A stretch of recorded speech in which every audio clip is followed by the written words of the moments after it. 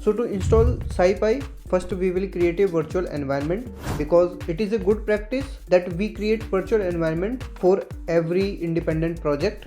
So we will also create a virtual environment first, and then inside that environment we will install SciPy library.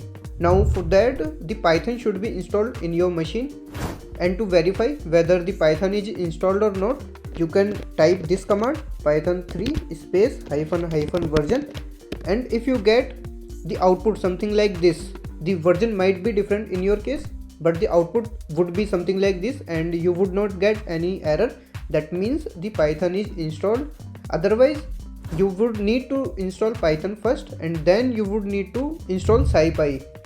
So to install Python, I have already created another video, and the link of that video you would find in the description below. Now to create the virtual environment, I would first move to the directory where I want to create the virtual environment. So for this video, I want to create the environment in the downloads folder. So I would say cd downloads.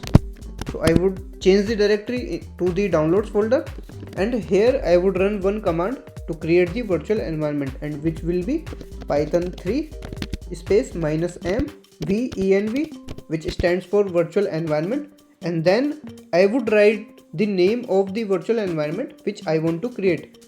So I would say SciPy_install. So I will hit enter now. Now the virtual environment is created, and along with the virtual environment, it has created one folder as well in the downloads folder. So let me show you that also. So if I open the Finder, and in downloads folder you would see this SciPy_install, this particular folder. Inside this, these are the folders and files are present. Now we would have to activate this particular environment first. For that, we will have to source one file which is present inside this bin folder. So let me show you that also. So here you can see this activate file. We need to source this activate file in our terminal. So let me source this file. So I would say source, and I would give the path of that activate file. So I would say SciPy_install, and inside that bin directory is there, and I would say activate, and I would hit enter now. As you can see, the SciPy_install is written in the starting of the line, which means this particular environment, this SciPy_install, is activated now. Now we would go ahead and install the SciPy using pip. So I would say pip install and SciPy, and I would hit enter now. So the installation has begun. Now as you can see, it has installed SciPy library successfully. Yay! If you would notice, it has also installed this NumPy library. So if the NumPy is not installed in your current activated environment, then it would install automatically, because the SciPy is dependent on NumPy. So that is another thing you should know about. Let's now check whether the installation is proper or not. For that, I would list down all the packages which are installed in this particular environment.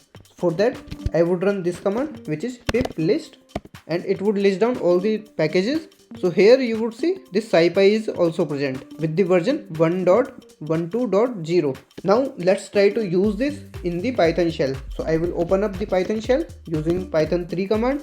Now inside this shell, I would try to import the SciPy library. So I would say import SciPy and hit enter, because we did not get any error, which means the import is successful. Now let's try to print the version also of SciPy. So I would say SciPy___ version and ___. So which has given me this 1.12.0, and which is same as this particular version which we listed previously. This means the SciPy is installed properly, and we can use this in any Python script now. Let's now exit from this Python shell by running this command exit and these brackets. Let's now deactivate this virtual environment also. For that, I would run this command, which is deactivate, and hit enter. So I have come out of this particular virtual environment also. Yay! If the video was useful to you, do hit the like button and do not forget to subscribe the channel. See you in the another video. Till then, keep learning and keep supporting.